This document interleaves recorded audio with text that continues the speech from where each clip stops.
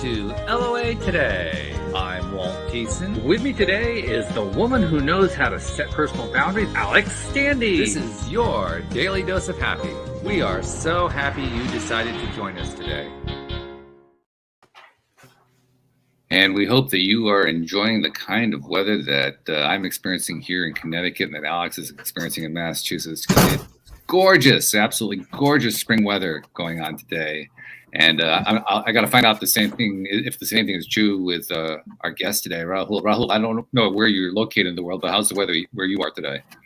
It's amazing. I'm in Washington, D.C., Walt. And okay. Ah. Yeah. So this is a banner East Coast weather day here in the U.S. and we're all going to celebrate it. Well, you got to celebrate stuff like this, right? I mean, when you get gorgeous weather and you're ignoring it, you're basically cutting yourself off at the neck. I mean, it's crazy to have to do anything else. So, yeah, celebrate this stuff. This is beautiful. This is wonderful. We should celebrate every small win, every small moment, and bring happiness to our life, to our family, to our neighbors. That is what it is all about. Absolutely. Totally agree. Okay, Alex, I got to ask you. I know I asked this last week, but is your hair even more purple today? No, just good lighting. Yeah, that's what it is. Okay. Yeah. I mean, seriously, it's becoming vibrant every week. It's like, whoa, it's like purple. Well, we're getting more and more sun coming in through the window. That's what it is. See, that's the golden weather again, right? It's that beautiful weather coming through. All right. I love that stuff. Well, all right. Well, our special guest today is joining us to talk about, well, just about everything having to do with leading a better life. The way he describes it is your mind talk matters. And I think we could easily agree with that sentiment around here, because your mind talk, and not just your mind talk, but your self-talk in all of its forms, matters greatly. But I'm going to be curious to find out exactly how that happens from his perspective. So Rahul Sharma, thank you, first of all, for joining us on the program today. And give us a little bit of a background. How did you end up being the guy who says the mind talk matters? Thank you, Walt, for having me on the show. And I'm a person who firmly believes on the positive mind talk and work on a notion from the quote that my father taught me in my early childhood, which is, where there is a will, there is a way. And that is the motto. That is, every time I'm having any struggles, any challenges, that just subconsciously comes into my mind, that where there is a will, there is a way. I'm known for my willpower. I'm known for my determination. And in my early life, I have been able to transform some of not so healthy habits into positive habits, which made me believe more on this mind talk. And I believe that one small perspective change in our life can really change the outlook, can really make a better place for living for us as well as for people around us. And I have numerous stories which has helped me with my positive mind talk. And I thought if it has been helpful to me, I believe that a lot of people who are having same struggles like me in my early childhood or probably in my growing days, it can benefit anyone and everyone, the positive mind talk. Not just then, but also now, because it's not like the journey is always easy for everybody at every moment throughout their lives. We're always dealing with this kind of stuff, right? We're always having to face up, okay, what I'm going to focus on next, because I know it does drive what happens in my life, but that doesn't make it easy necessarily. Right. Absolutely. So I'll tell you, we all do things which is subconsciously in our mind. And I will give you an example. Just last week, we had a teacher appreciation week in my kid's school. And my daughter was after me that she needs to buy a drink from Starbucks for her teacher. So we went a little early that day, and the Starbucks next to the school, we went there. And when we were coming, my subconscious mind, because every time when I come from that route, I come directly to home. I never go to school because normally I pick up my own coffee after dropping them. So I missed the turn of their school, and just I realized, oh my God, I missed the turn, because subconsciously I was thinking that I need to go home. And so what happens is, when we are doing things on a regular basis, just subconscious mind allow us to do things which we are very comfortable. So for us to do something little different, we need to remind ourselves. We need to be consciously aware of those things that we want to do, and that's where this mind talk comes into play. That we need to consciously talk to our mind what we want to do, and positively influence our own life. Yeah, especially with those habitual subconscious tapes that keep going on, that we programmed into our nervous system, regardless of whether we realize that we programmed them. And we still did. We programmed them in there. And so, Right. yeah, it becomes part of the life every single day. Now, you use a phrase that possibly contains a little bit of controversy. So I always like to bring that out. If there's any controversy, I like to bring that out. Because you described how you believe very much in willpower. And I've had many guests here on the program who have talked about how it isn't so much about willpower, it's about how you handle your mindset and addressing personal issues. But I get the kind of feeling you pretty much equate the two. Am I reading that wrong? No, you're not. So sometimes for some people, the willpower means that they just want to go for it. They go all in. They don't think anything. They just go all in. Mm-hmm. For some of us, we consciously make that decision where we want to go in. So depending on the situation, there are situations where I have to subconsciously just go all in. For example, getting up early in the morning, there is always two thoughts in your mind that, hey, get that 5 minutes more sleep. But another mind of mine says that, man, just get it up, because that 5 minutes will never be 5 minutes. It will be 7, it will be 8, it will be 10. So there are some situations where you just have to get up and then make things happen. And there are certain times where you have to make your mind very strong, that which is something like having a dessert after a meal. It's very tempting to us to have a dessert, but if you tell your mind that you don't want to have dessert, and it is, I think the research shows, Walt, that if you avoid that dessert for 45 minutes, you will not be tempted to have that dessert anymore, because your mind remains conscious for that 45 minutes that, okay, you don't want to have it, and boom, you will not feel like having a dessert. Whereas if you go to any restaurant, the moment you are done with your dinner or a lunch or a meal, the helper, the steward will come to you and present you with the dessert menu. They don't wait for 45 minutes. They just come right away, and then you are tempted to have that. So it depends on situation to situation, which approach you need to take. Doesn't it also depend upon how you feel about what it is you're going to be doing? The reason I think of that is, as you were describing getting up in the morning, I was remembering my ex-wife. She had a very strong tendency to want to sleep in a long time early in the morning. The only exception was if there was something she was really looking forward to. And then she'd be the earliest person up and home. Everybody would be asleep still. She'd be up, packed, ready to go at that point, because she's so psyched about where it is she's going. So a lot of it has to do with how do you feel about what you're going to be doing that day, doesn't it? Absolutely.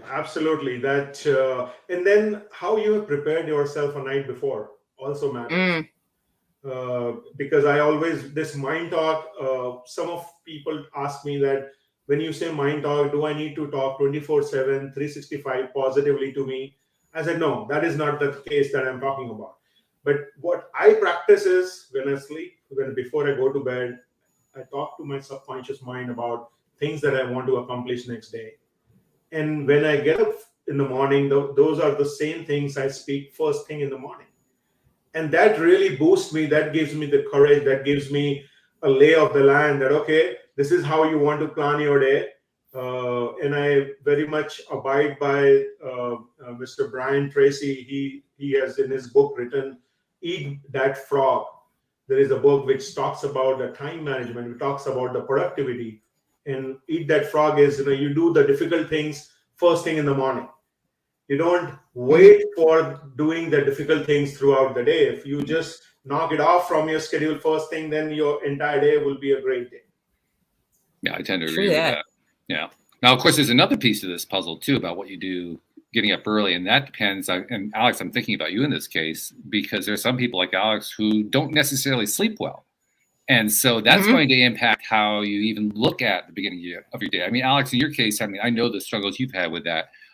When you think about this whole idea of whether to sleep in or whether to get up and how excited you are, all that kind of stuff, from the perspective that you have of somebody who often has trouble getting sleep, how do you think about it? Okay, so sleep is a construct. So here's the thing. As long as you're getting enough sleep for yourself, it's fine. I am a morning person, and then I'm not. So if I want to sleep in, because I don't sleep well, I'll get to bed like 2:00. So I'm going to sleep till 10. That may be too late for other people, but that's what I need. And I still get the things accomplished, but I still get them accomplished early in my day. And then I have the rest of the day off. But it's all about how you approach it. So it's like, what's the word I'm looking for? Okay, so basically, like, it's all on how you approach it. So if you like to wake up early, then wake up early. If you don't, sleep in, but don't go by anybody else's time construct. Like, somebody else could wake up at 8:00 in the morning, and that's not your time. Do what your time works for you. That's how I deal with it. And I would add here is I firmly agree that what is working for you might not work for others. What is working for me might not work for others. So just because you read something on a blog today that, okay, this is the recipe for losing some fat, and you try it, it may not work for you because your body is built differently. So you really need to know yourself, know your body before you act on it. That is very important. So what we're really getting to here is the root of mindset, because your mindset needs to be based primarily in who you are. Right. Correct. And Walt, for that, it is so important for all of us to know who really we are. What are our strengths? What are our areas of improvement? What works for us? What we like, what we don't like? Because when we are taking any action, it is important for us to know our own self well. If we don't know, then it will be very difficult for us to bring that change, bring that perspective, bring that mindset right. All right. So now that we're firmly on the track of mindset, let's start at the beginning, and let's pretend we haven't done the work yet. Where do we begin? The first thing I would say is look at your inner circle. Look at the people who you are surrounded with. Are the people you are surrounded with giving you positivity, or they are draining you out?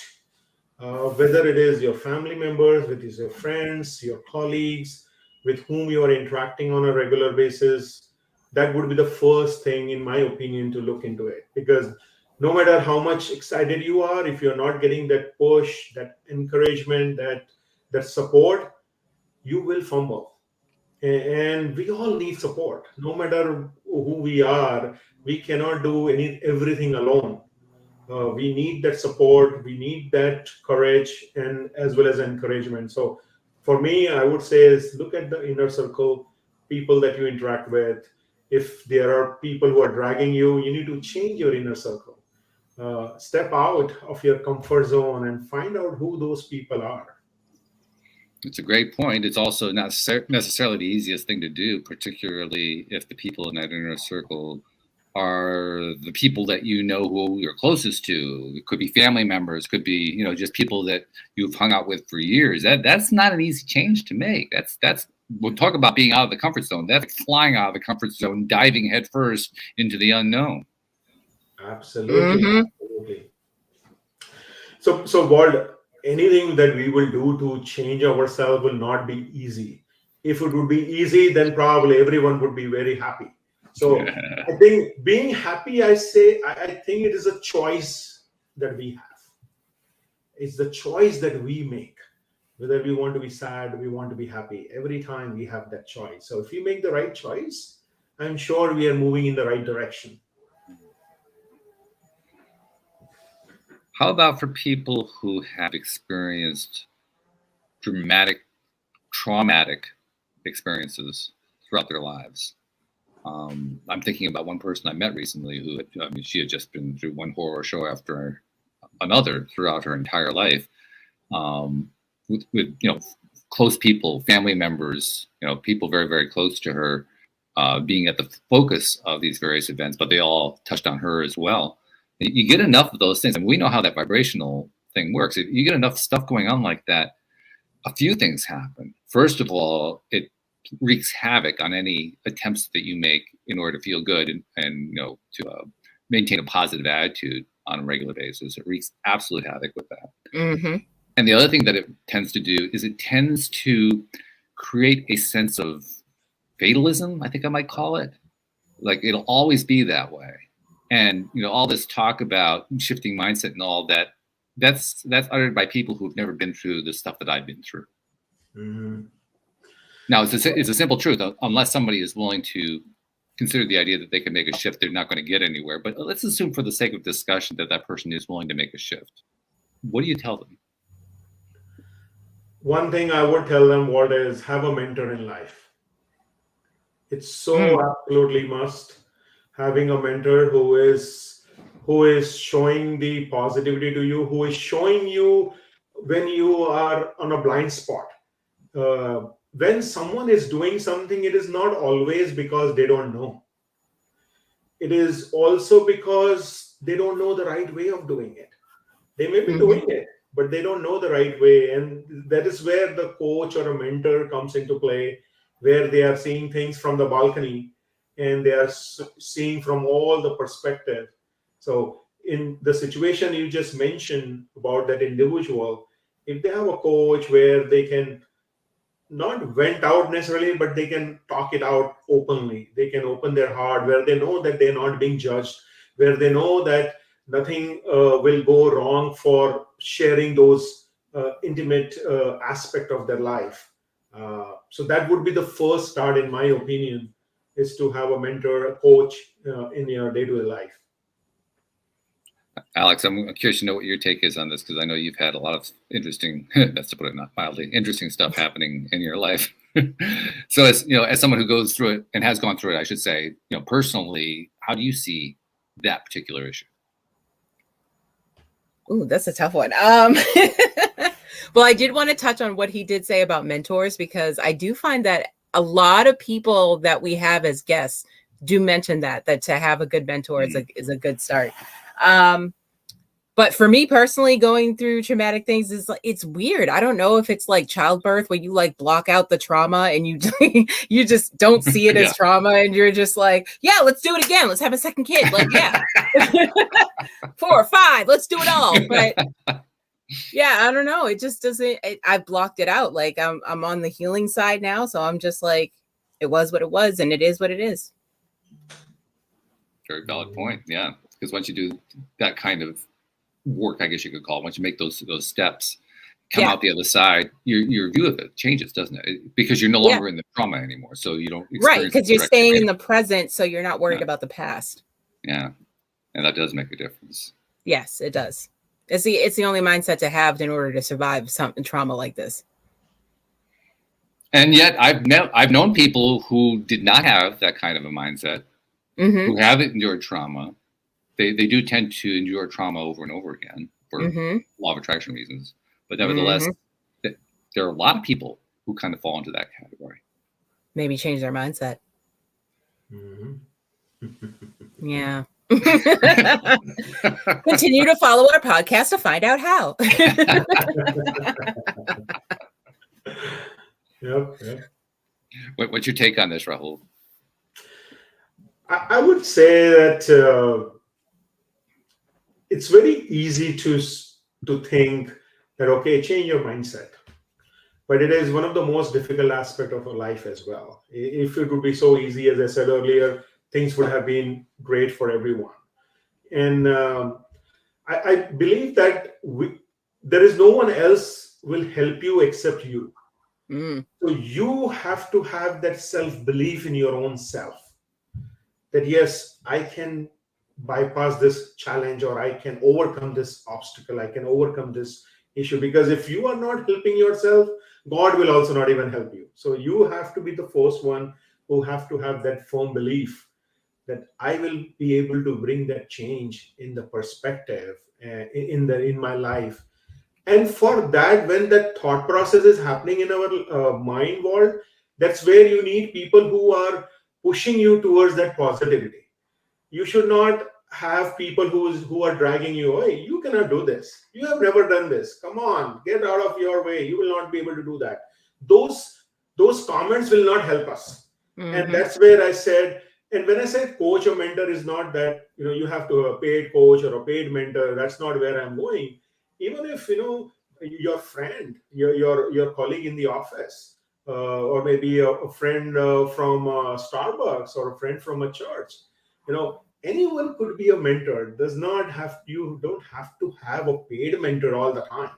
If you have a paid mentor, yes, fine. But then just having a mentor, someone who is able to give you that support when everyone else is falling short, this is the person you can always count on. You use a very apropos word there, I believe, to give you support. And it occurs to me that there are actually a few, not characteristics, a few contributions that we need a coach to make to us. Yes, we need the support. We also need a level of accountability. We also need a level of, I'm rooting for you. Can you think of any other pieces that I'm missing? So accountability is very well said. Support. I would also say that the confidentiality, the coach, when you are sharing things, you can be rest assured that it is in confidence. It is not going anywhere else. And they should have your self-interest in mind, rather than how can I engage this person for more sessions so that they can have more revenue, more money. So that should not be the motive from a coach perspective. It should be giving all in, and realizing that I may not be the right person for this individual. How can I guide them? How can I encourage them to talk to someone else? Just because they are hooked on a contract or they're hooked on to me does not mean that I am the only person. So giving them multiple resources for them to realize their dream, realize their true potential is also important. Yeah, that's so true. The best coaches, in my experience, just from doing the interviews here on this program, let alone my personal experience, have all reinforced that same thing. The good coach, the really good coach, doesn't really care whether or not they're the one providing the help. Their primary focus is what's going to be the best person for this particular client. Absolutely. Yeah, no doubt about that. So let's talk about. Oh, go ahead, Alex. I'm sorry. I was going to say honesty is a good characteristic for a coach to have, only because it goes along with accountability. As far as like, if I'm saying, okay, these are my goals, I need somebody to keep it real with me and be like, listen, maybe you want to look at some other goals first and then work your way back up. So I think honesty is a good characteristic for a coach to have. Correct. And since you're talking on the goals, Alex, I would say keeping 2 to 3 goals at a time is better. And we need to, as a coach needs to help that, okay, out of these 3, what is that one goal that will bring maximum impact on this person? So if they can focus on a widely important goal, which will give maximum impact, that's where we should put our energy. Because otherwise we will put mediocre energy everywhere and may not accomplish the true goal. Right. So I agree that we should, as a coach, you should tell them that there are too many or too less or not the right goals. One of the concepts that has been discussed in the last couple of episodes along the lines of goals is the idea of shooting for incremental goals rather than aiming for the big goal all in one gulp. Yeah. I see you're nodding your head. Before I've even asked a question, you're nodding your head. Talk about what your viewpoint is on that.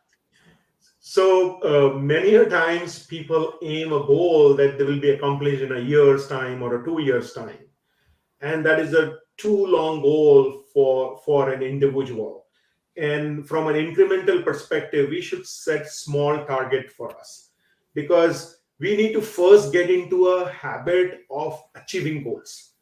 The moment we set up far stretch goals, our mind is getting into the habit of not reaching those goals, and then it is becoming habitual of losing.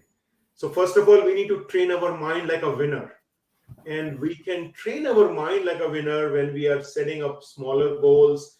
More it should be achievable as well as stretched out as well, because a goal, if it is easily doable, then it is not a goal.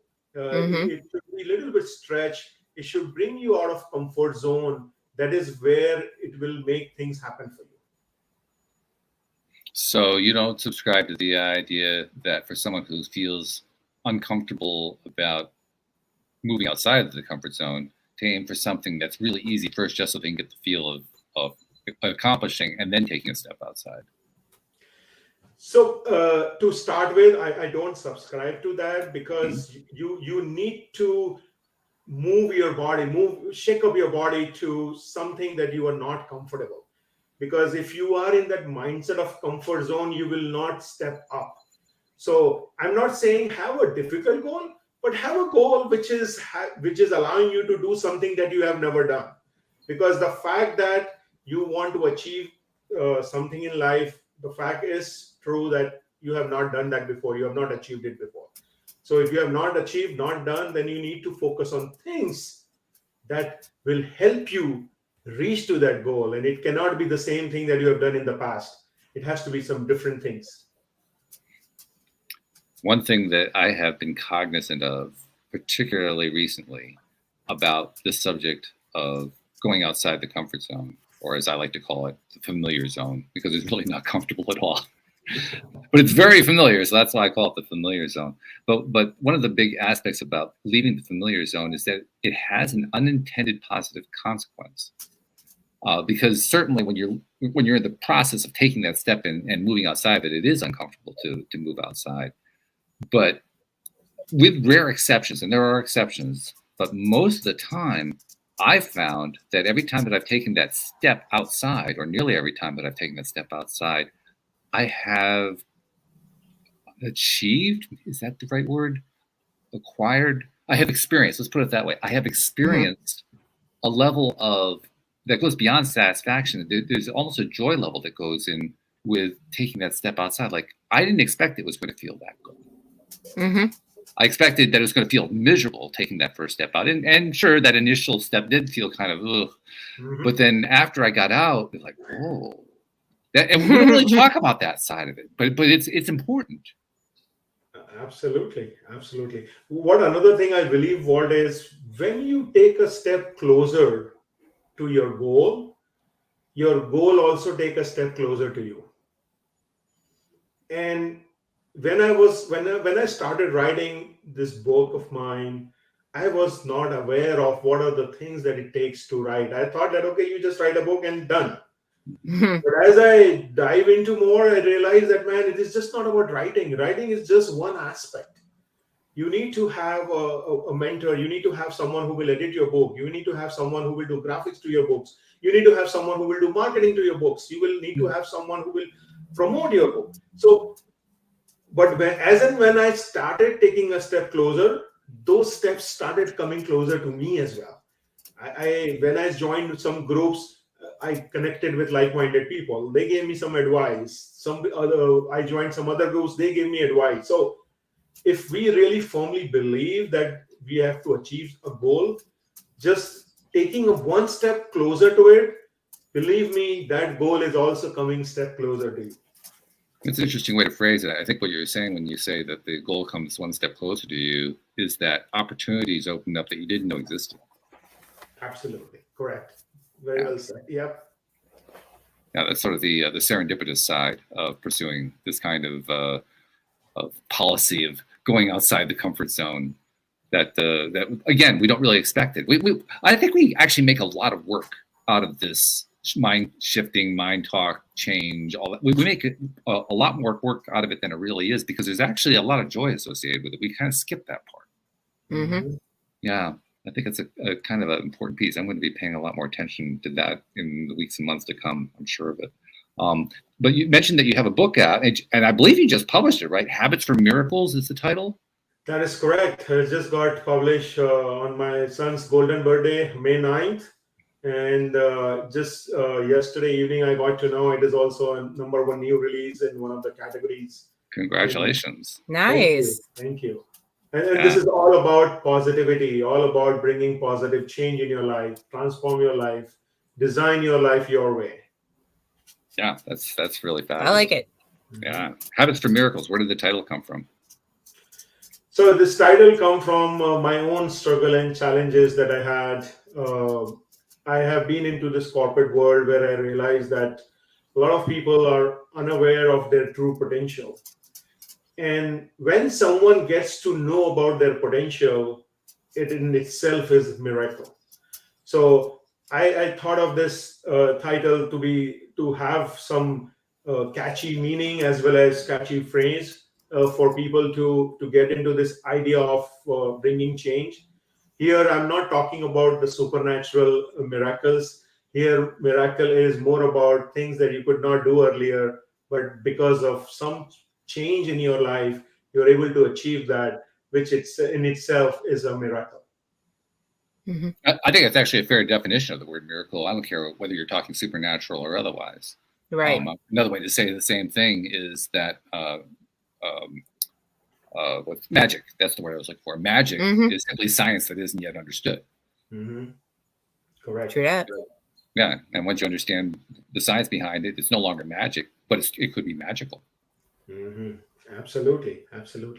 Yeah. In fact, I think it was Niels Bohr who said that if you understand quantum mechanics, then you don't really understand quantum mechanics.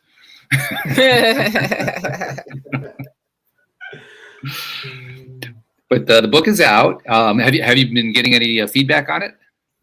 Yes. So before I published Walt, I did share my book with some of the like-minded people. I already got positive reviews before it got published.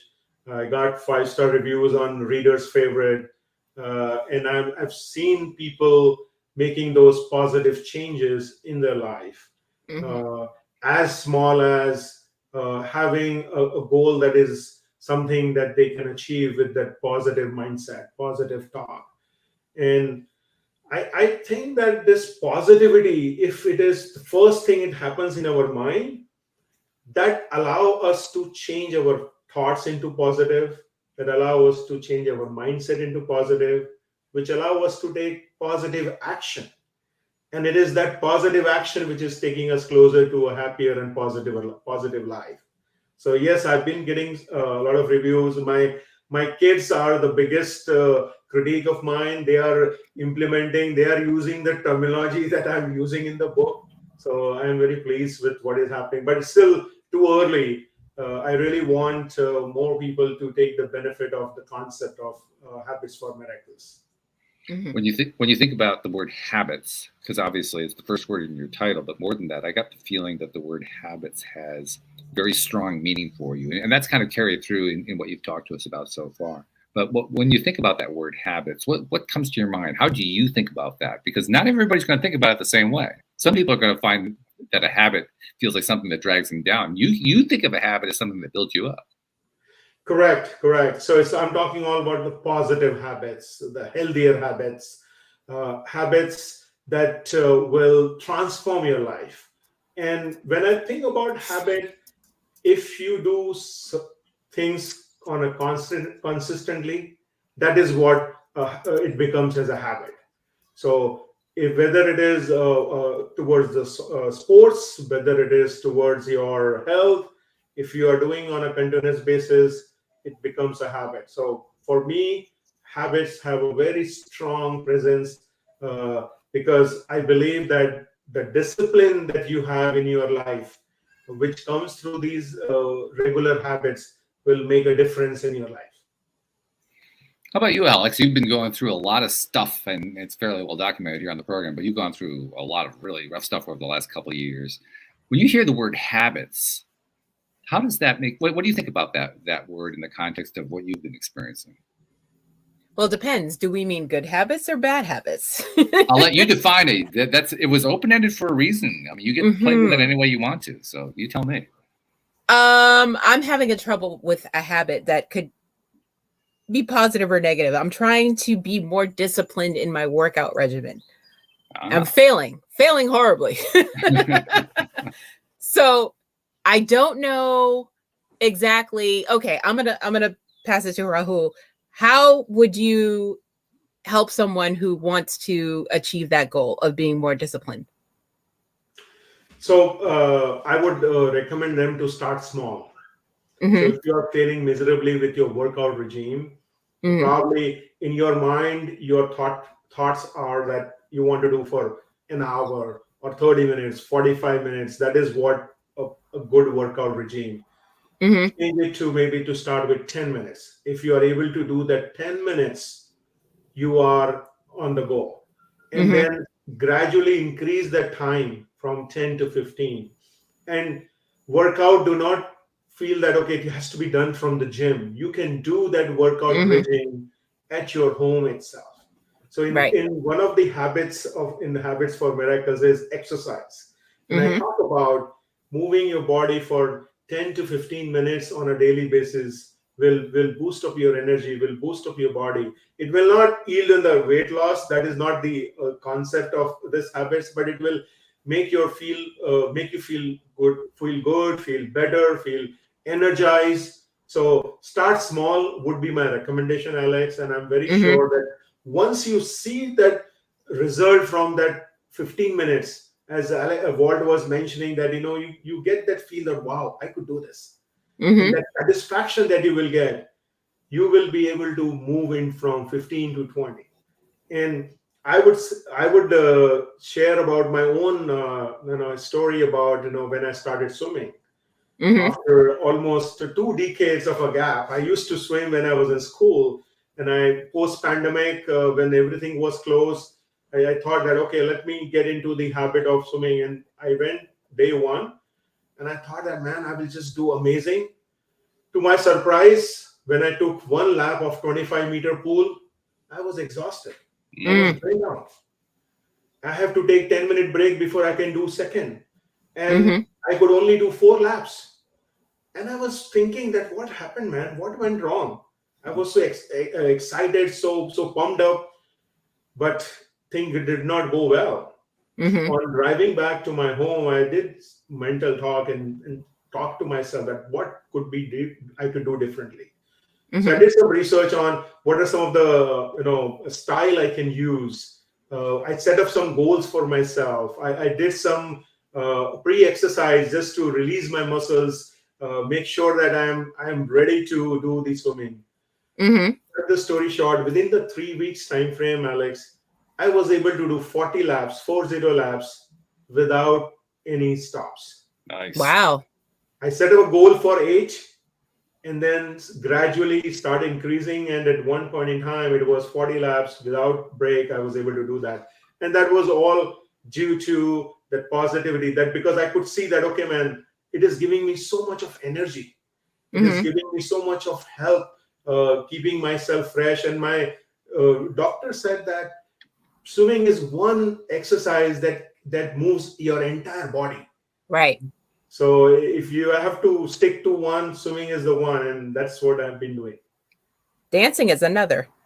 Don't take me there. It's a horrible to answer. So.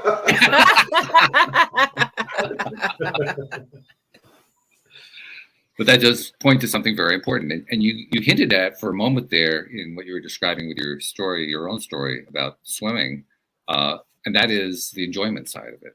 We tend to skip that part really fast, or maybe we touch on it and then we move. I have really come to appreciate over the years just how powerful that enjoyment side is. Because if you take something that is more of a chore and something you have to schedule and something that you have to commit yourself to do and do with willpower, you're giving yourself like 1/10 of the energy that you could have. But when you tie it into, do I enjoy it? Am I feeling good? Is it helping me to feel like, oh wow, I'm more alive now. I'm excited. I can hardly wait to do whatever X. It doesn't even matter what it is. If you're feeling more enjoyment about it, man, it just fuels you, just picks you up. Absolutely. It's all about the feel good factor, Walt. You have to feel good.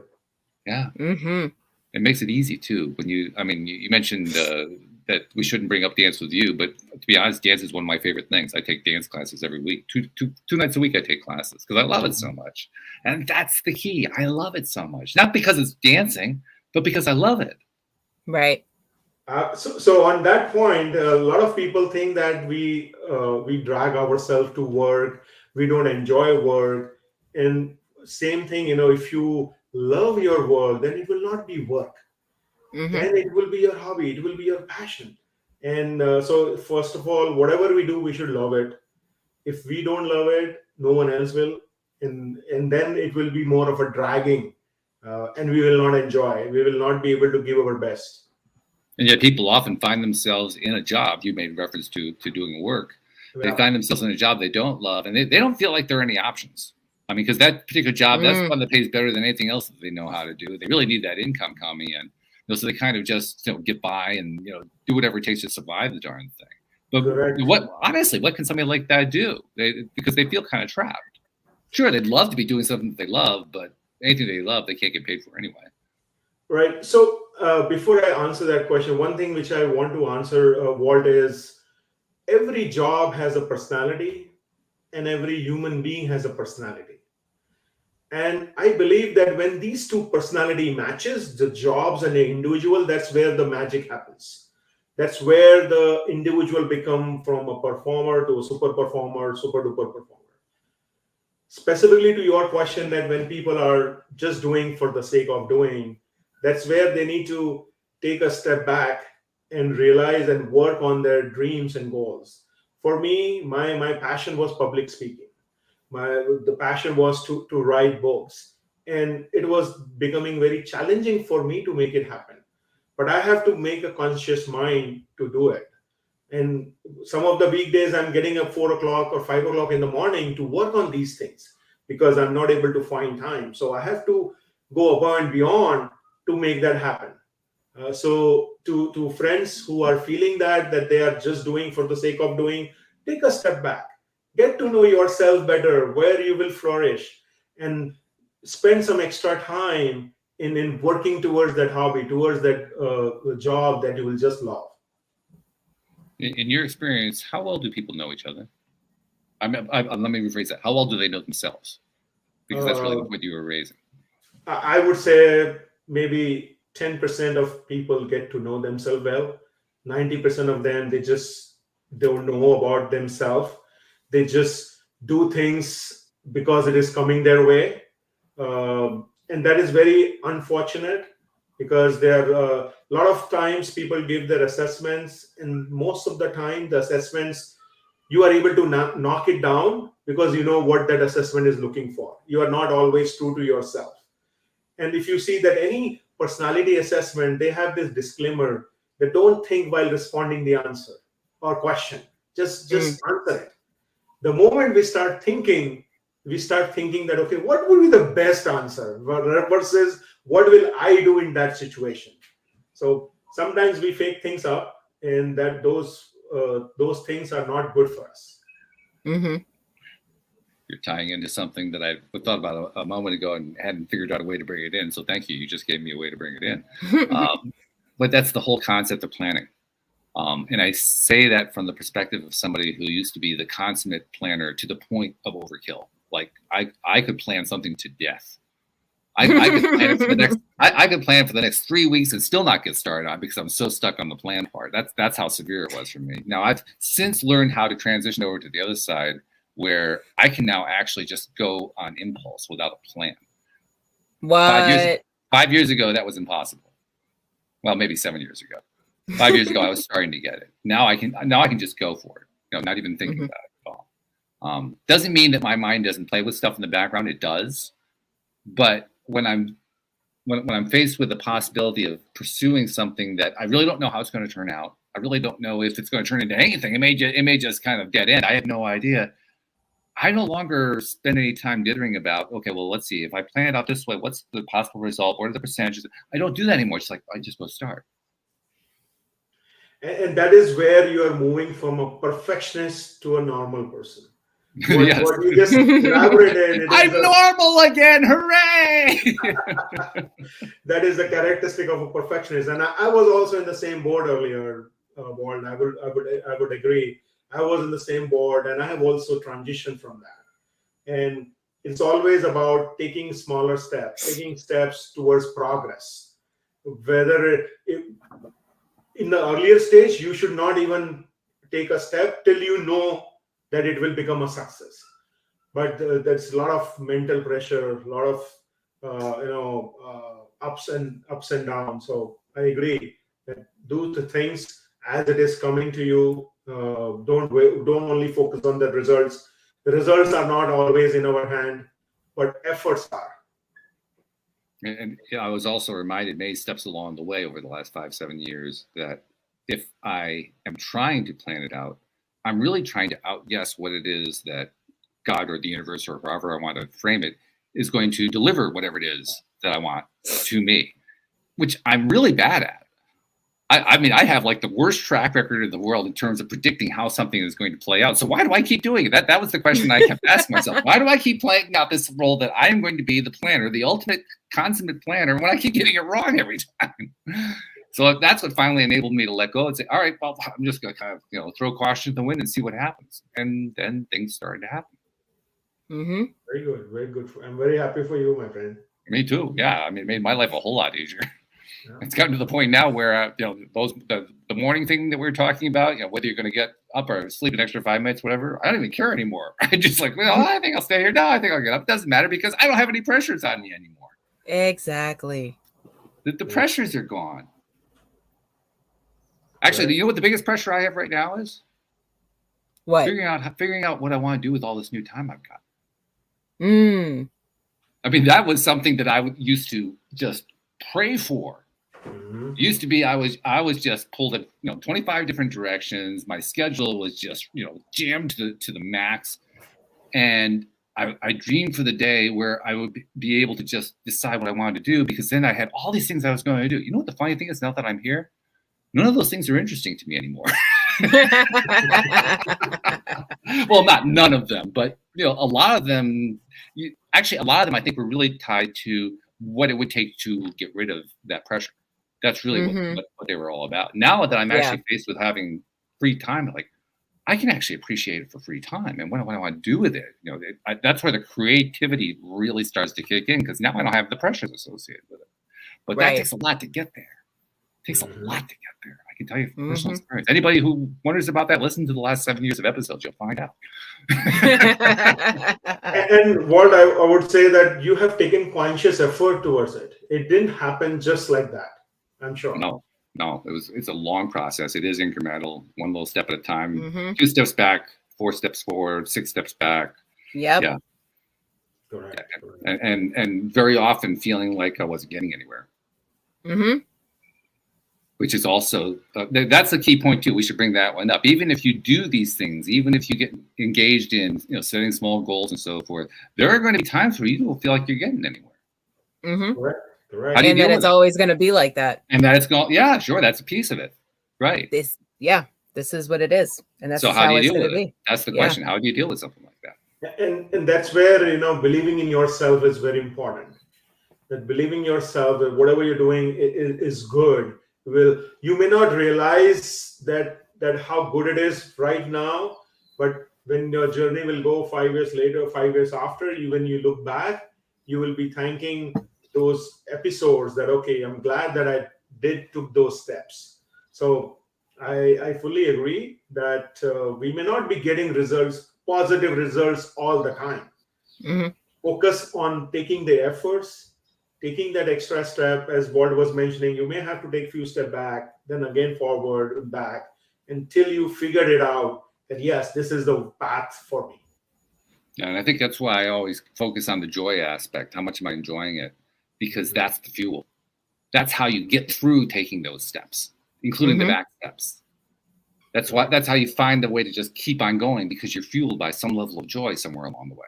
For me, it was doing the podcast. That was the biggest element. There were other elements too, but just doing this podcast every day, as Alex knows, has made a huge difference for me in terms of dealing with all kinds of stuff that has gone on in my life. Leaps and bounds. Yeah, and some leaps and bounds backward too. I mean, both of those, and the ones that were going backward, they were the ones where I was really glad that I had the joy that was coming out of an activity like this one.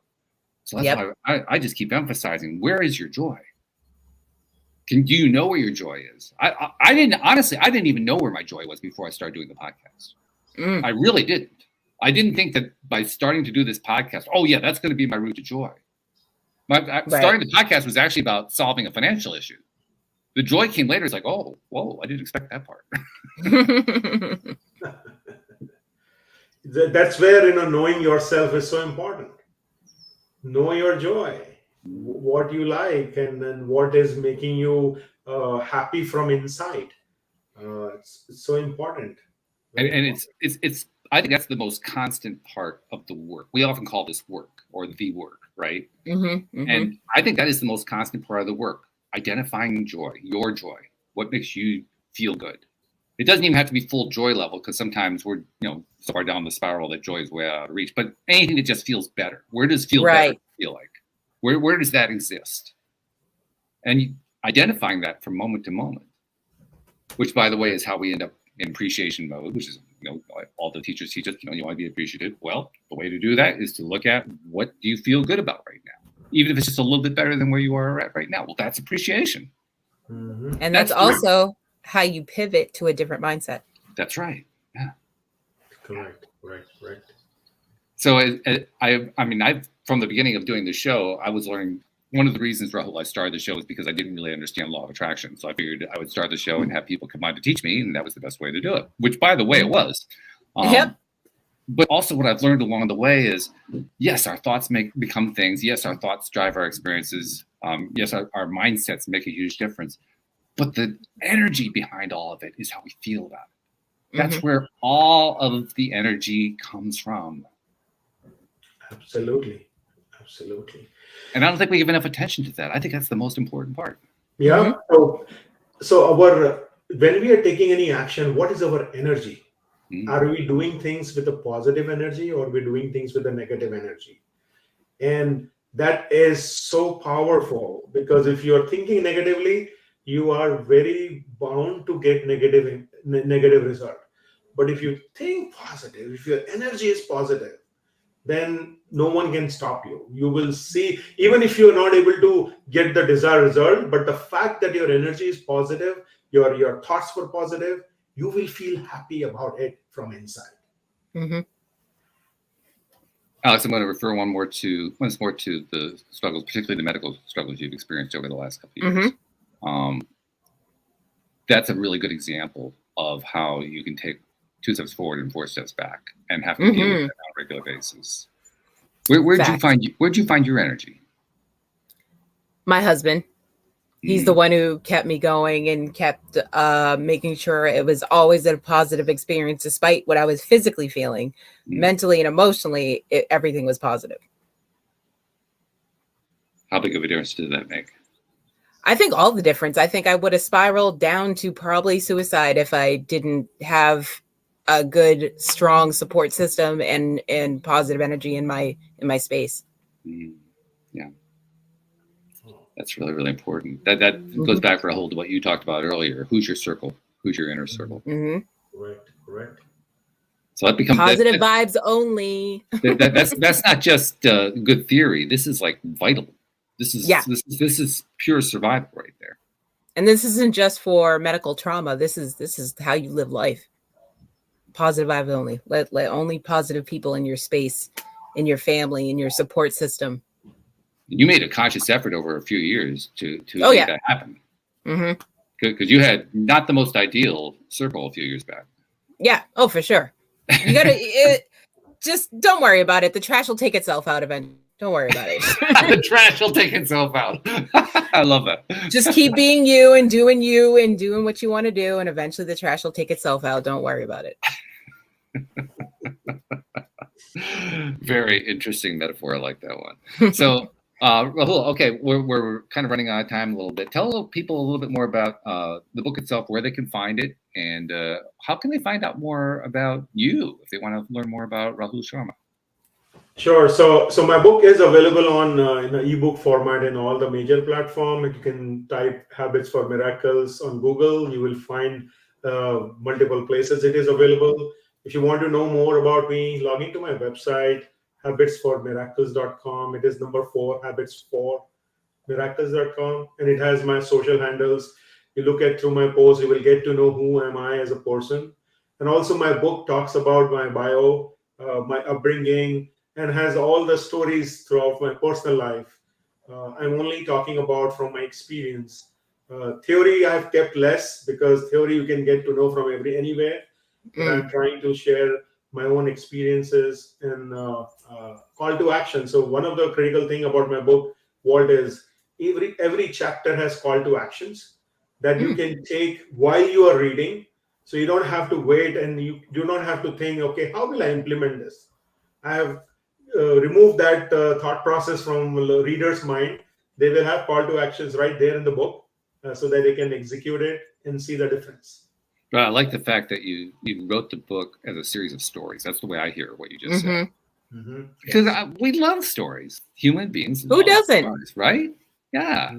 It's more interesting to read a story. You can kind of identify with the person who's telling the story. You know, oh, I've been through that kind of experience, or wow, I can't believe that person actually was able to do X, whatever X was. Well, we love those. And the stories also include, you know, problems. They include crises, right? Because that's what a good story does, right? Sure. Sometimes adversity. Adversity, absolutely. And then with a positive thinking type book, it's also going to provide resolution, which you don't always get from a story, but I imagine your stories do exactly that, right, Rahul? Yes, it does. And I have put it in such a way that people can figure it out what they need to do.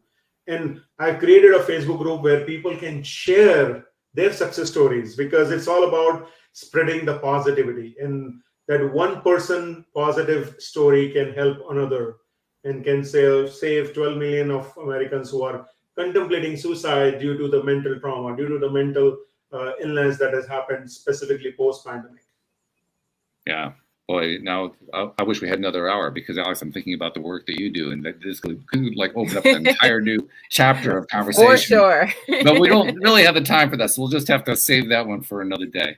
But Rahul, thank you, first of all, for joining us on the program, for sharing your perspectives on very positive perspectives, very upbeat perspectives on how to make those changes in your life. And one thing that I want to tell you, that I make it a point to tell all of our guests, because you've come onto this program to give as much as you can give in the program, and I know you do it with your book, and you do it with the articles that you write and so forth, speaking engagements and so forth. One thing that happens is that when we do these things, when we're putting all this content out to help people, there are a lot of people that we've never met, we've never seen, that consume it, and very often are helped by it. Sometimes we hear about it, but most often we don't. And we don't get enough credit for that. So on behalf of all those people you've never met, you've never seen, who you've been helping all this time by putting that material out there, thank you for what you've been doing and what you're continuing to do, because you're making a difference in this world. Thank you all. Thank you. You are also doing an amazing job. I just love the show, love the interaction. And I'm very hopeful that people will just love it and bring change, positive change in their life. Thank you, Alex. Thank you very much. Thank you, Alex, too. Yes, absolutely. I love the things that you had to share today, too. They were really good. So thank you very much for that. And thank you to our podcast listeners everywhere. We'll see you all next time here on LOA Today. Goodbye, everybody.